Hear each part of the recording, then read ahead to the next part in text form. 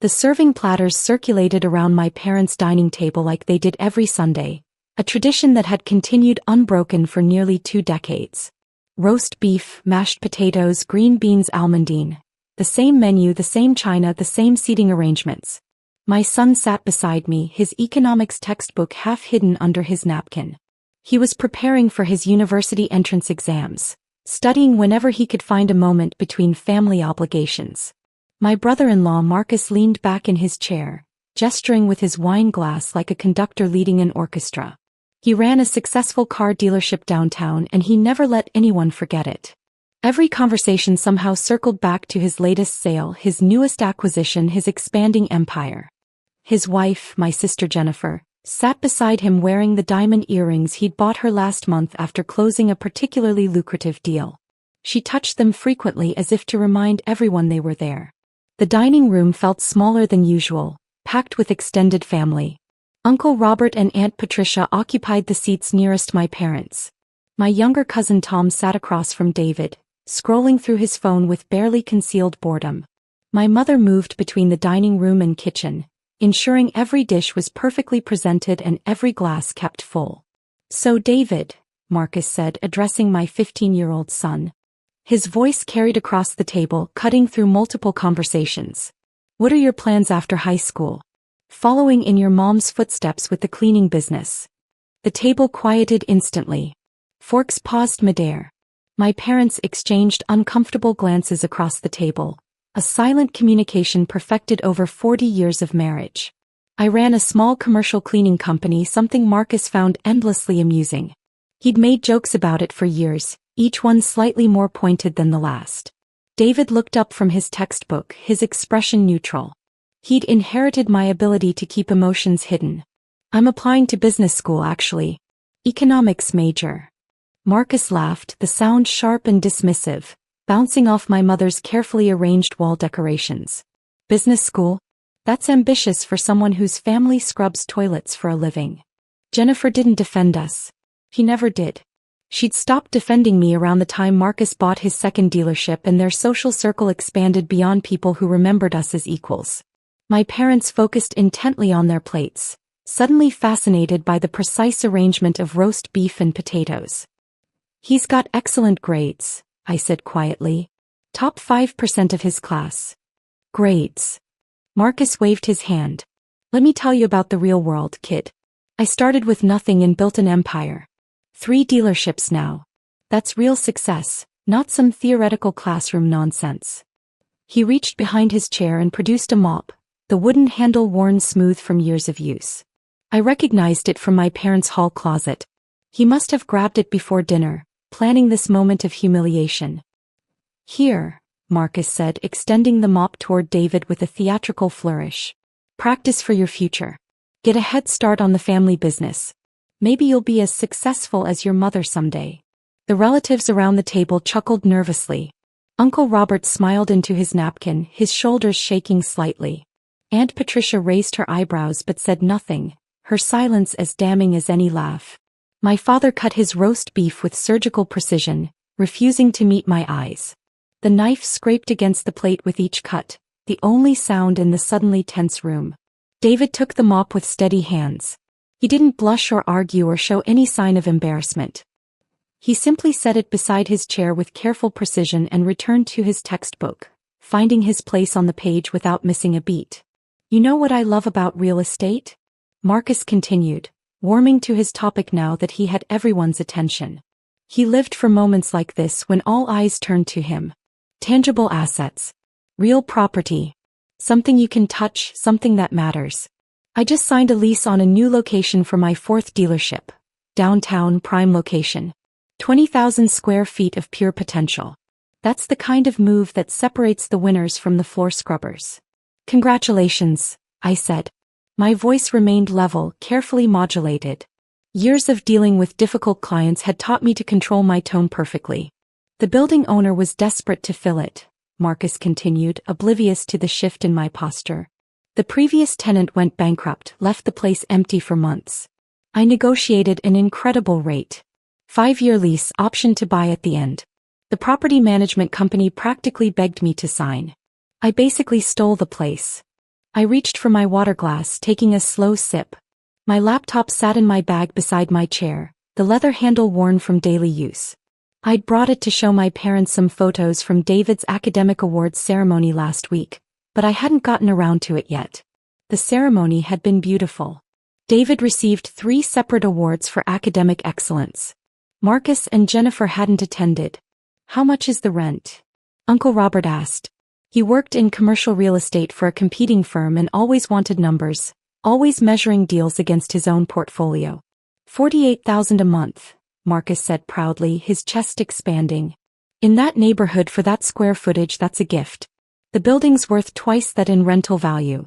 The property management company said I was their ideal tenant." "That's the Morrison building, right?" Uncle Robert asked, leaning forward with interest. "On 5th and Main? 8 stories. The one with the Art Deco facade." "That's the one.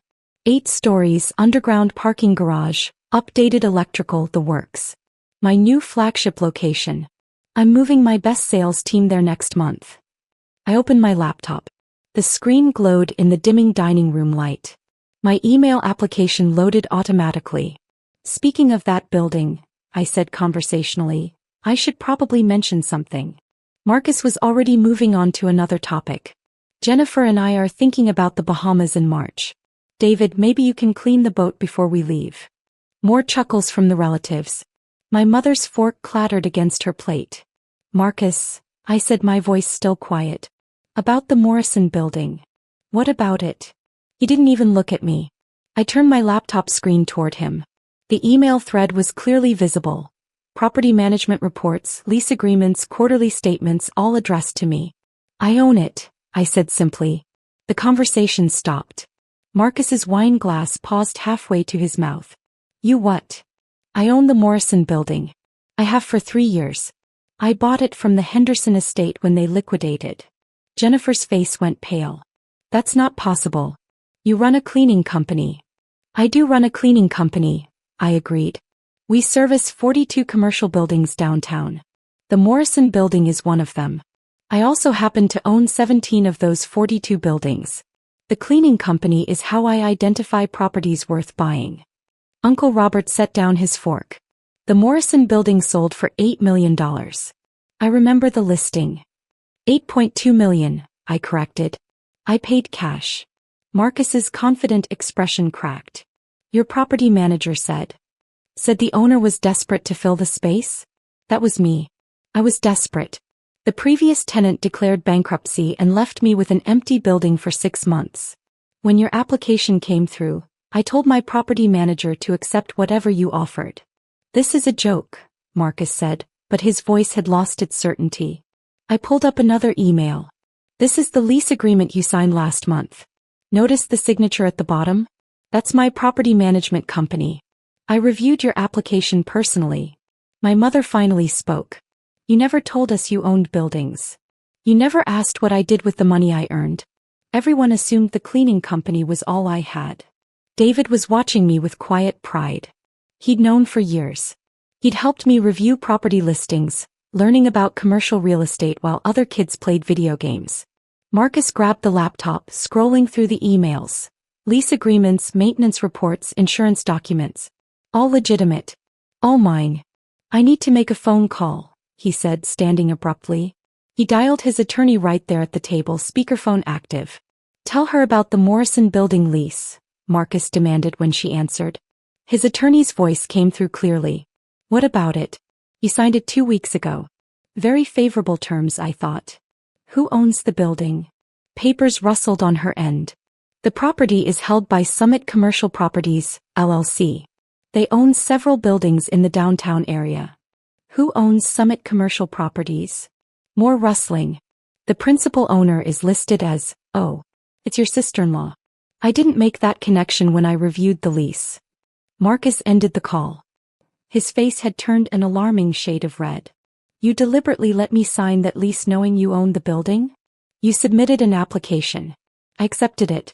That's how commercial leasing works. This is fraud. This is a conflict of interest. This is completely legal," Uncle Robert interrupted. He'd pulled out his own phone and was reading something. There's no legal requirement for a property owner to disclose their identity to a tenant. The property management company handled everything properly. Jennifer was staring at me like she'd never seen me before. How long have you been buying buildings? I bought my first property 12 years ago, a small office building in the warehouse district. I used the cleaning contracts to identify undervalued properties in good locations. When the 2008 financial crisis hit, I bought 4 more buildings at auction. Prices recovered. I kept buying. And you never said anything? My father's voice held something between awe and reproach. I tried to tell you about the first building. You told me I was being irresponsible with money, that I should focus on the cleaning business and stop having delusions of grandeur. So I stopped sharing. The table fell silent. Only the sound of my mother's antique clock ticking in the hallway. Marcus was scrolling through his phone frantically. The lease has a 6-month termination clause. I can get out of this. You can, I agreed. With 90 days notice and a termination fee equal to 3 months' rent. That's $144,000. Plus, you've already invested about $200,000 in renovations to customize the space. Those improvements become the property of the building owner when you leave. His scrolling stopped. Of course you're welcome to stay, I continued. The lease terms are quite fair. Below market rate actually. I wasn't lying when I said I was desperate to fill the space. You set me up, Marcus said. You let me humiliate myself. I let you be yourself, I corrected.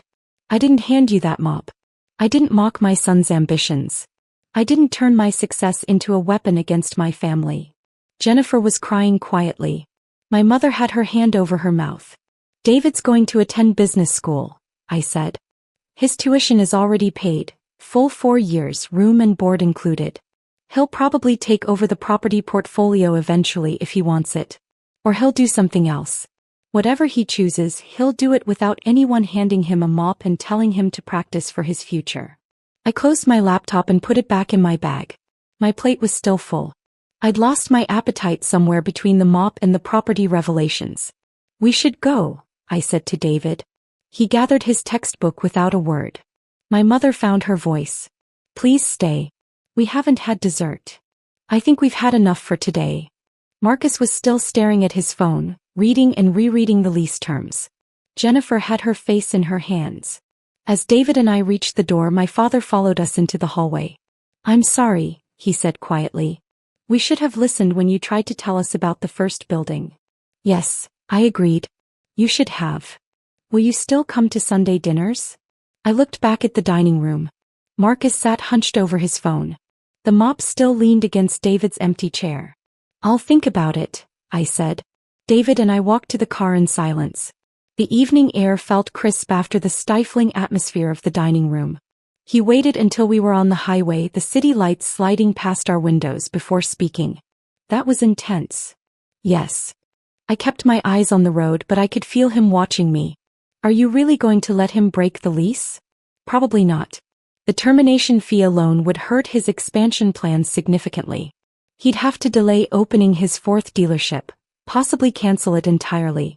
And finding another space that size in that location with that much parking and those updated systems would cost him substantially more per month, probably $60,000 to $70,000. He'll stay. He'll complain about it, he'll resent it, but he'll stay. Will Aunt Jennifer forgive you? I considered the question carefully. Eventually. After she stops being embarrassed that her younger sister is wealthier than her husband. After she realizes I never actually lied to anyone. I just stopped sharing information that nobody wanted to hear. It might take months. It might take years. David went quiet for a moment, staring out the window at the passing landscape. Then he said, Thanks for not letting him define my future with that mop. Your future is yours to define. Always has been. That mop was about his insecurity, not your potential. My phone buzzed with incoming messages, the vibrations constant against the center console. My mother asking me to reconsider leaving to come back for dessert. Jennifer demanding explanations, wanting to know why I never told her about the buildings. My property manager asking if everything was all right with the Morrison building tenant, concerned about the abrupt phone call from his attorney. I silenced them all. The messages could wait. They'd all still be there tomorrow and I'd answer them when I was ready. David returned to his textbook, studying by the light of passing street lamps, his highlighter moving across the page in steady strokes. His future stretched ahead of him, bright and open and entirely his own. No mops required. No limitations imposed by other people's narrow definitions of success. The Sunday dinner revelation would ripple through the family for weeks, maybe months. Marcus would stay in the building. The lease terms were too good and breaking it too expensive. His pride would take the hit rather than his wallet. But every month when he wrote that rent check, every single month for the next 5 years, he'd remember the day he handed a mop to a 15-year-old boy and told him to practice for his future. Some lessons are expensive. Some are just embarrassing. Marcus's lesson was both, and it would cost him $48,000 monthly for the privilege of learning it.